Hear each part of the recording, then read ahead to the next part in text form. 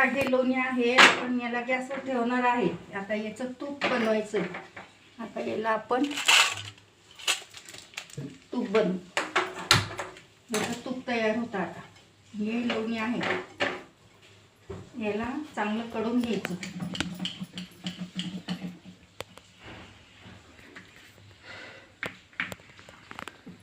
आता याचं तूप बनवणार आहे. याला आपण असं गॅसवर ठेवून आणि याचं तूप तयार केले जाते.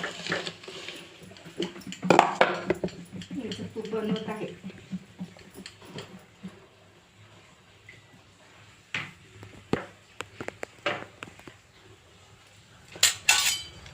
आता याला चमच्याने सागळ ढवळत राहिलं पाहिजे. चमच्याने ढवळल्यामुळे हे पटकन येतं.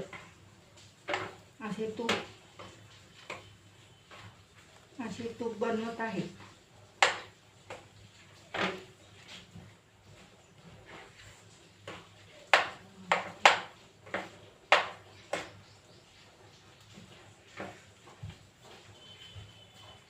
याला मंद गॅसवरच बनवायची. मोठा गॅस बनवल्यामुळे हे खाली करपतं. तर कधीही काही बनवायचे असले तरी मंद गॅसवरच बनवले पाहिजे. मंद गॅसवर छान होते. आता याचे ताक निघाले काही थंड, आता उन्हाळा चालू झालेला आहे तरी हे याचे मठ्ठा बनवण्यास चालते. हे ताक आता उन्हाळ्यात पिल्याने पोट शांत राहतं आणि आपल्या शरीराला आराम देते.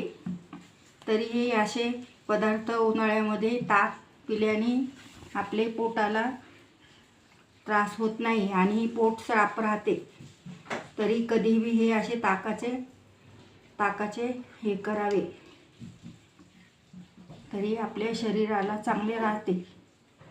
खूप छान असतं हे ताक पिल्याने. असं थंडगार. आता याची मी तूप बनवत आहे. असे तूप बनवायचे. याला छान घोटून घ्यायचं आणि याची साय काढायची. मी हे तूप बनवत आहे. ही साय मी 8 दिवस जमा केली फ्रीजमध्ये आणि 8 दिवस ही साय मी जमा केली आणि आता हे 2 दिवस वरती ठेवायचे. वरती ठेवल्यामुळे तूप छान येते आणि लोण्याचा गोळा बनते पटकन.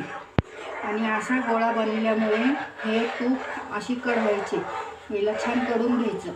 असं कढल्यानंतर याचे तूप बनते मग. आणि याला त्याच्यात हे टाकायचे, पाण्याचा शिंतोडा मारायचा आणि मग आपल्या तुपाचे रवेदारपणा येतो तुपाला.